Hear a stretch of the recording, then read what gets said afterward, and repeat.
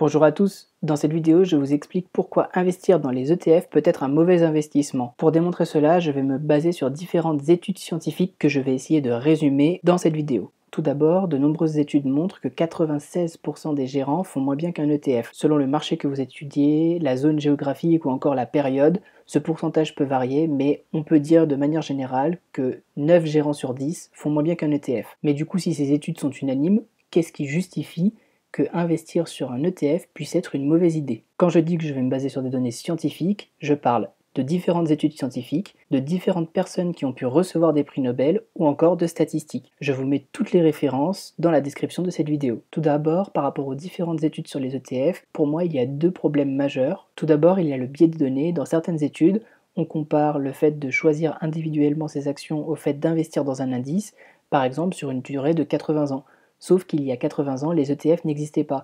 Dans ce sens, investir dans un ETF ou investir dans un indice, il y a une légère nuance qui pour moi biaise les résultats de ces études. Et ensuite, ma deuxième remarque, c'est sur le fait que historiquement, on a toujours eu des marchés haussiers et que forcément un ETF surperforme une personne qui investit à titre individuel ou alors un gestionnaire d'actifs. Parce que par définition, un ETF prend la totalité de la hausse du marché. Si le marché prend 10% une année, votre ETF prendra 10%.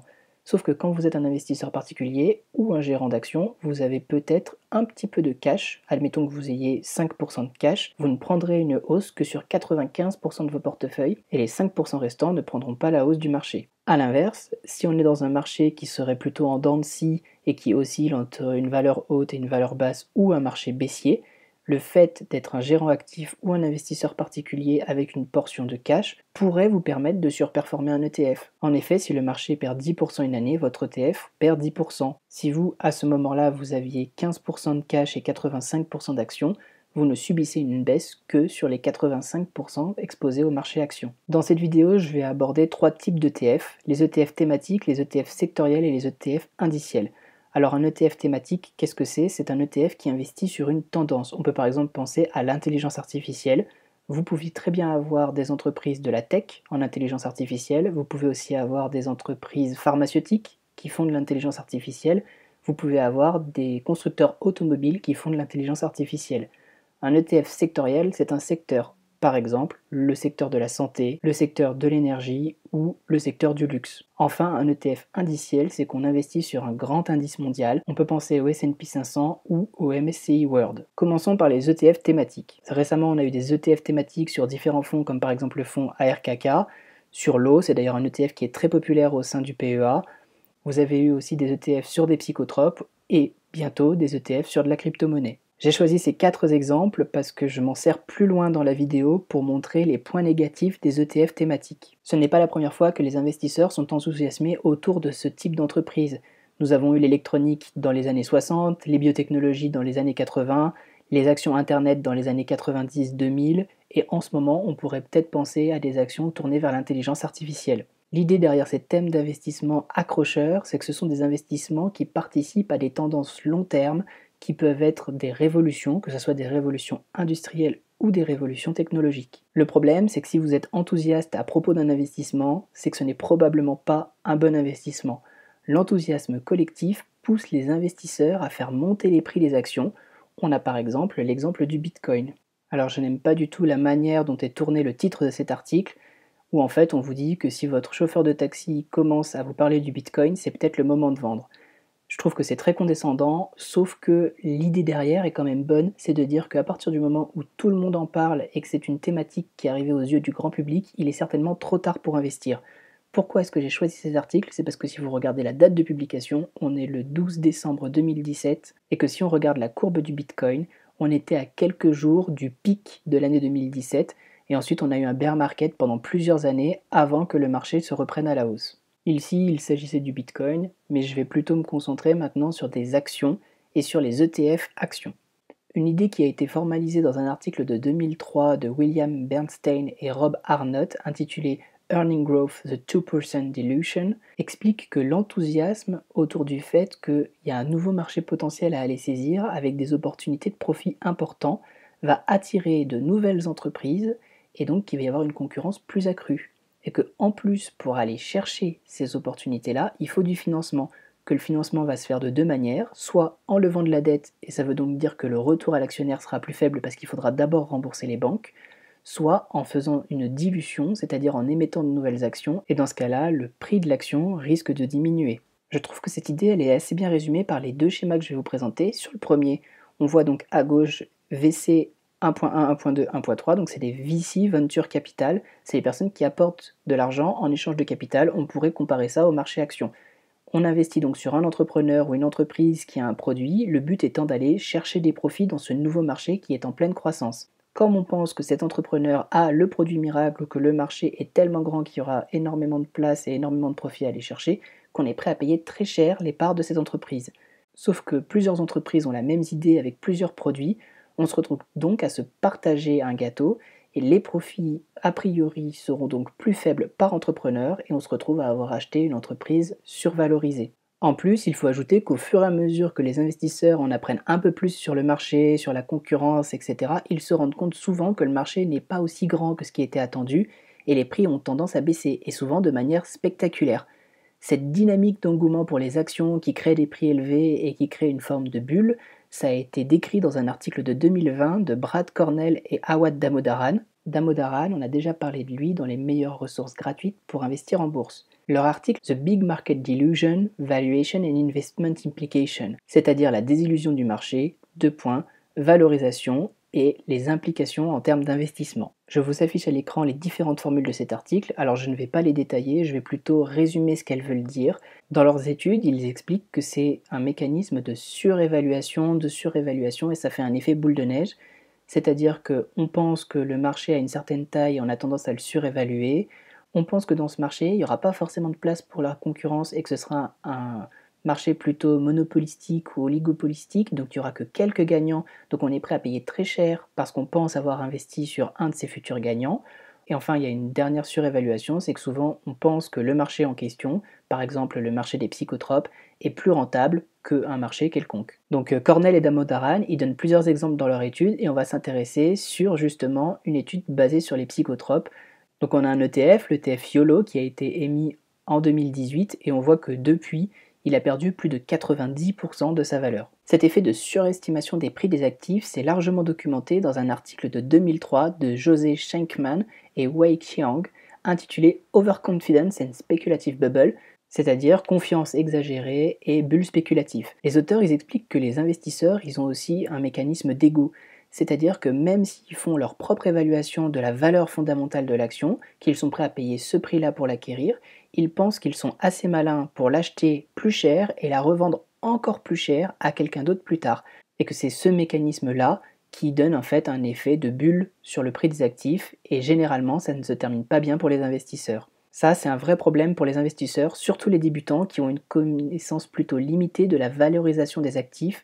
Je vous conseille d'aller regarder la vidéo que j'ai faite sur comment calculer la valeur intrinsèque d'une action afin d'être certain de ne pas surpayer une action et de la payer à son juste prix. Enfin, le dernier point, c'est que cet optimisme excessif parmi les investisseurs novices, c'est quelque chose dont les fournisseurs de produits financiers sont ravis de profiter.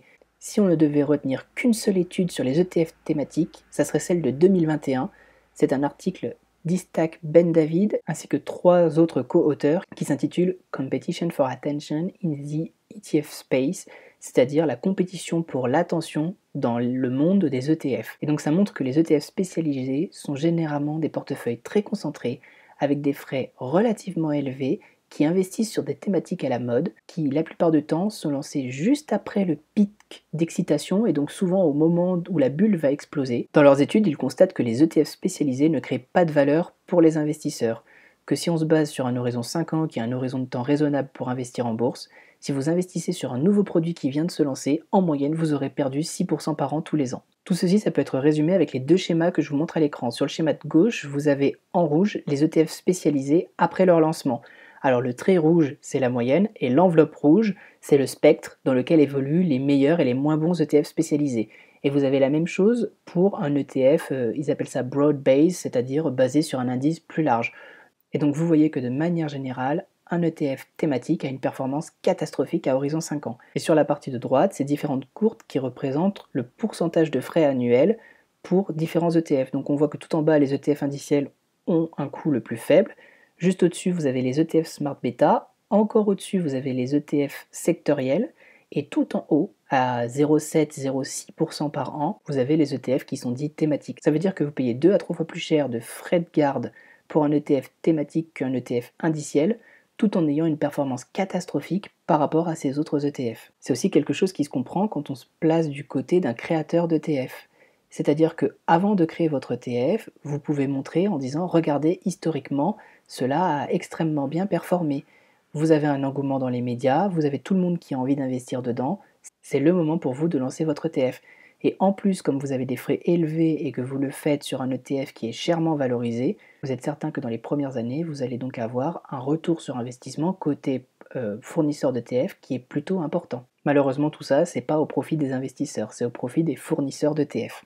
Enfin, pour en finir avec les ETF thématiques, faites attention à la gestion active et aux frais élevés. Par exemple, l'ETF ARKK de Cathie Wood vous facture 0,8 de frais courants par an, ce qui est déjà énorme.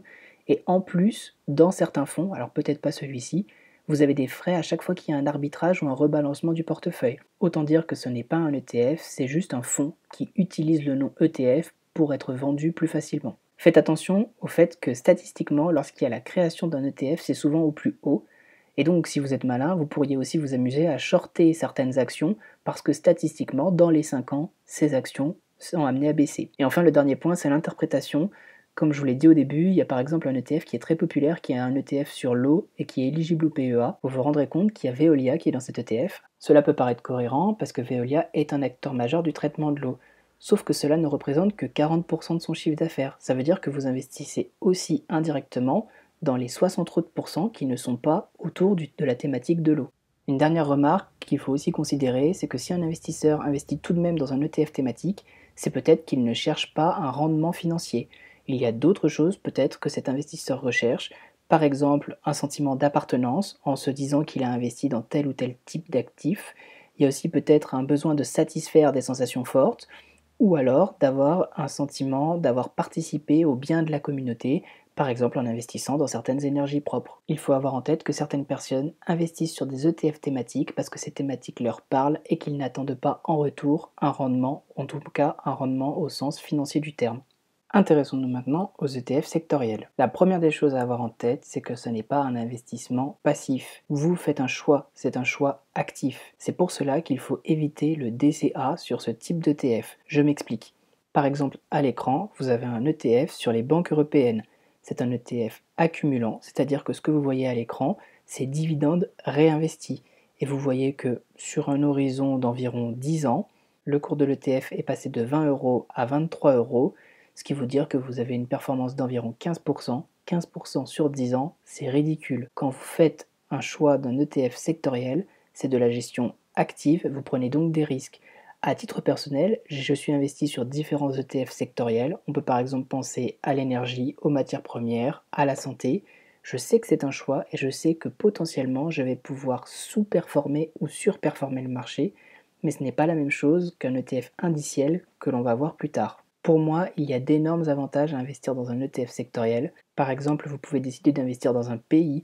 Je décide d'investir dans les producteurs de pétrole canadiens. Vous pouvez aussi choisir les tailles d'entreprise. Je désire investir uniquement dans les petites entreprises d'exploration minière. Vous pouvez choisir des sous-secteurs, par exemple investir uniquement sur des entreprises qui font des panneaux solaires. Ensuite, il y a 2 points qui pour moi sont les plus importants quand on s'intéresse à un ETF sectoriel. Le premier, c'est l'optimisation. Par exemple, dans mon PEA, j'ai un ETF sectoriel sur la santé et j'en ai un autre sur les matières premières. Dans ces 2 ETF, il y a des entreprises qui sont basées au Royaume-Uni ou en Suisse. Normalement, ils ne sont pas éligibles au PEA, mais grâce à cet ETF sectoriel, j'arrive à être investi sur ces entreprises et à bénéficier de la fiscalité du PEA. Enfin, le dernier point, qui pour moi est le plus important, c'est le ratio simplicité versus performance. Si par exemple, comme moi, vous décidez d'investir dans l'uranium parce que vous pensez que c'est une énergie d'avenir, soit vous analysez chacune des entreprises du secteur de l'uranium et vous vous dites, ok, est-ce que celle-ci a des meilleures réserves, est-ce que celle-ci extrait plus facilement, est-ce que celle-ci a de la meilleure qualité. Vous allez passer des heures et des heures pour éventuellement avoir une surperformance, mais ce n'est pas certain.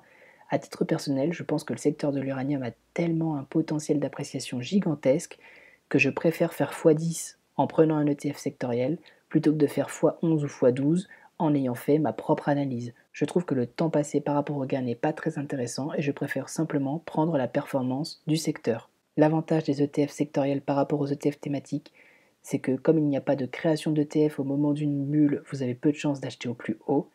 Vous avez aussi l'avantage que les frais de gestion sont plus faibles. Cependant, l'inconvénient majeur à avoir en tête, c'est que quand vous achetez un ETF sectoriel, vous faites un choix et vous n'êtes donc plus dans de la gestion passive, vous êtes bien dans la gestion active. Intéressons-nous maintenant aux ETF indiciels. On peut penser à un ETF sur le S&P 500 ou sur le Stoxx 600 en Europe, ou pourquoi pas même le MSCI World. Et là, on se retrouve dans la situation où 96% des gérants font moins bien qu'un ETF. Certains banquiers ou certains conseillers en gestion de patrimoine vous déconseilleront d'investir dans les ETF. Il faut avoir deux choses en tête. Première chose, les conseilleurs ne sont pas les payeurs. Qu'ils vous conseillent un bon ou un mauvais investissement, ils prennent leur commission à l'ouverture de votre compte, voire parfois sur des frais de gestion. Et ensuite, les ETF sont très faiblement margés. Si vous tombez sur un professionnel qui a peu d'éthique, il risque de vous conseiller des produits financiers qui sont très chargés en frais. Pour moi, il y a clairement un problème d'alignement d'intérêts. Avant de plonger dans le cœur du sujet des ETF indiciels, je voudrais mentionner une petite remarque. Il y a des personnes qui n'investissent pas à 100% en ETF indiciels,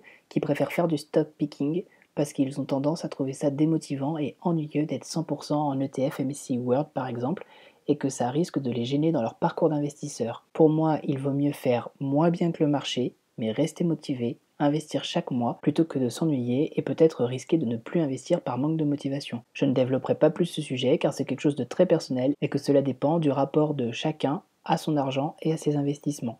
La première raison d'éviter les fonds indiciels, c'est que vous n'avez aucun contrôle sur vos avoirs. Vous finissez par acheter toutes les actions, les bonnes et les mauvaises. Un bon gestionnaire d'actifs vous dira qu'il sait choisir les bonnes actions tout en évitant les mauvaises. Le problème, c'est que c'est assez difficile de savoir à l'avance qu'est-ce qu'une bonne action. Vous devez faire un travail d'analyse, vous ou le gestionnaire, pour avoir une éventuelle surperformance. Et en fait, cette surperformance, c'est en quelque sorte votre rémunération pour le temps passé à l'étude des différents dossiers. Vous ne pourrez pas surperformer si vous n'avez pas d'avantage compétitif par rapport aux autres analystes. Il est par exemple possible d'avoir un avantage compétitif si vous vous intéressez à certaines small caps qui ne sont pas suivies par aucun analyste. Cela veut dire que simplement en lisant un rapport financier, vous avez un avantage compétitif.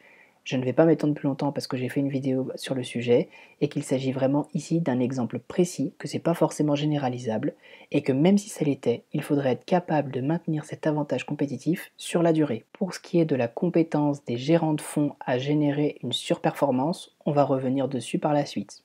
La réalité quand vous avez un ETF, c'est que vous avez la totalité du marché, sauf que c'est un nombre relativement restreint d'actions qui déterminent les rendements du marché. On en a un très bon exemple en ce moment avec les différentes entreprises de la tech qui tirent le marché à la hausse, alors que le S&P 500, si on retire ses actions, fait quasiment du surplace depuis le début de l'année. Le problème, c'est qu'il est quasiment impossible d'identifier de manière cohérente ces actions, ou du moins de les identifier à l'avance.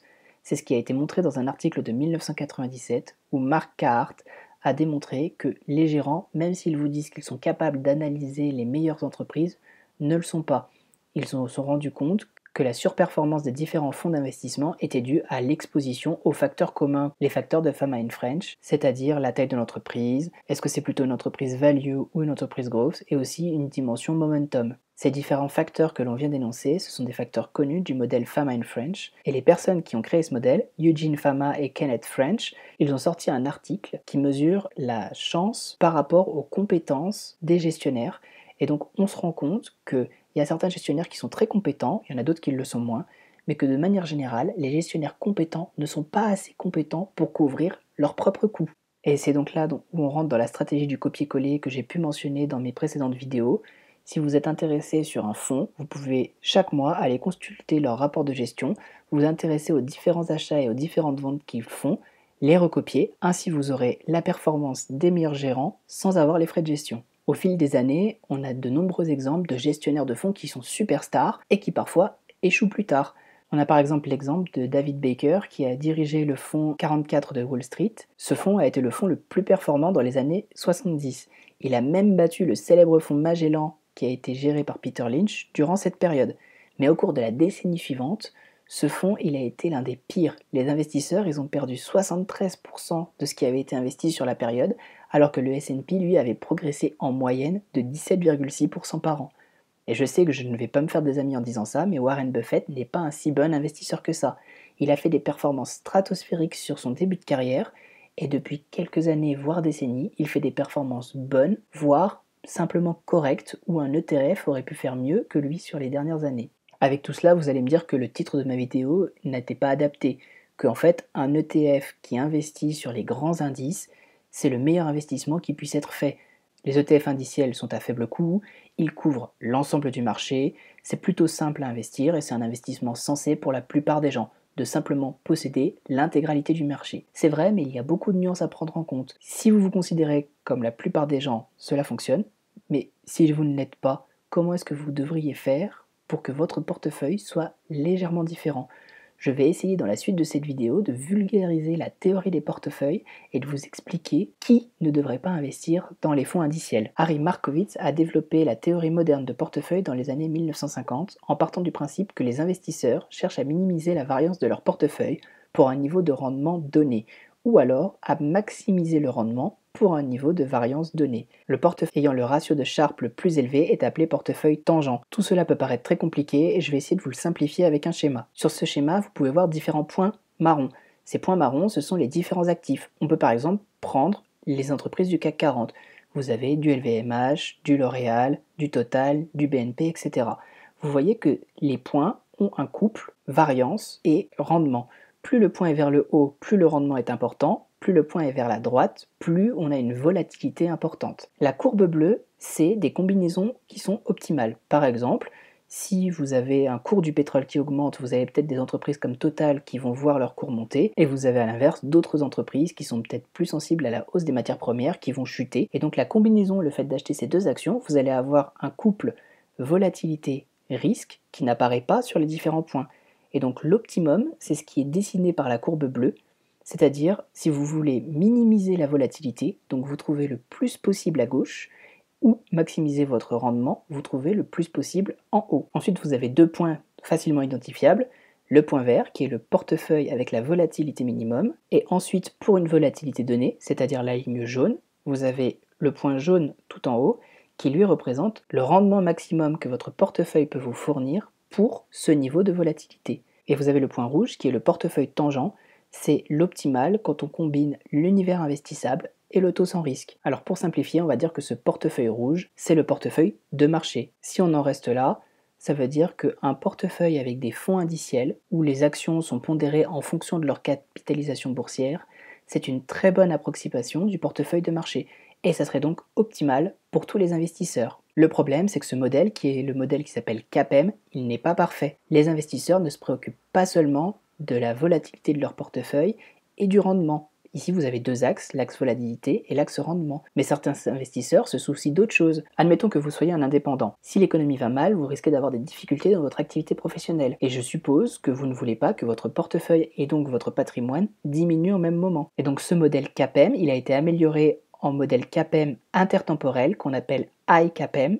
C'est un modèle qui a été développé par Robert Merton en 1973 et qui prend en compte un investisseur multipériode qui, en plus de la moyenne et de la variance, se préoccupe de la covariance de ce portefeuille avec les éléments tels que son revenu, les prix de ses biens de consommation ou alors les rendements futurs. Au lieu d'un unique portefeuille théorique qui serait optimal, il existe une infinité de portefeuilles optimaux. Le portefeuille de marché est toujours optimal pour l'investisseur moyen, mais il est sous-optimal pour quiconque est différent de la moyenne. C'est-à-dire que précédemment, vous n'aviez qu'un seul point qui correspondait à tout le monde. Aujourd'hui, vous avez une infinité de points. Sur la partie de droite, c'est donc l'intersection entre le cône et la feuille. Et vous voyez donc qu'il y a une infinité de points qui dépendent de différents facteurs. Si vous êtes dans la moyenne, alors le portefeuille de marché, c'est-à-dire le point rouge précédemment, vous convient et il vous faut investir dans des ETF indiciels. Si vous êtes différent de la moyenne, ce portefeuille sera systématiquement sous-optimal. Si vous ressemblez à l'investisseur moyen, vous devriez investir dans le portefeuille de marché, c'est-à-dire acheter des ETF indiciels à faible coût. Cependant, si vous n'êtes pas l'investisseur moyen, que vous êtes plus ou moins sensible à certains risques, votre portefeuille devrait différer d'un portefeuille de marché et vous ne devriez donc pas avoir que des ETF indiciels. En d'autres termes, si vous êtes prêt à prendre plus de risques qu'un investisseur moyen, votre portefeuille devrait être différent de celui de l'investisseur moyen. C'est là qu'intervient l'article de Fama et French de 1993 sur les facteurs de risque et de rendement. Et c'est là où on se rend compte que si vous voulez être surperformant, vous avez intérêt à investir dans des petites entreprises plutôt orientées value. Cependant, cette surperformance n'est pas gratuite. Vous devez être prêt à prendre ce risque et vous devez être capable de prendre ce risque. Par capable, j'entends que si vous avez une période creuse peut-être de 7 ou 8 ans où vous ne faites pas de surperformance, est-ce que vous êtes certain que tout ce qui se passe en dehors de vos investissements boursiers, c'est-à-dire vos différents projets à l'avenir, l'économie au sens large, votre travail, est-ce que tout ça vous permettra de ne pas aller piocher dans vos investissements? Enfin, il y a aussi un côté psychologique. Si vous ne souhaitez pas passer de temps à surveiller votre portefeuille ou à faire des analyses, même si vous êtes prêt à prendre plus de risques et techniquement à avoir une meilleure performance, il est peut-être plus intéressant pour vous de passer par des ETF indiciels. Même si théoriquement c'est sous-optimal, vous pouvez difficilement faire mieux en termes de simplicité et de tranquillité d'esprit. Si vous souhaitez en savoir plus sur comment calculer la valeur intrinsèque d'une entreprise, je vous mets une vidéo ici. Et si vous voulez en savoir plus sur pourquoi est-ce qu'il est intéressant d'investir dans les petites capitalisations plutôt orientées valeur, je vous mets une autre vidéo là. Merci à tous d'avoir regardé jusqu'au bout et je vous dis à bientôt.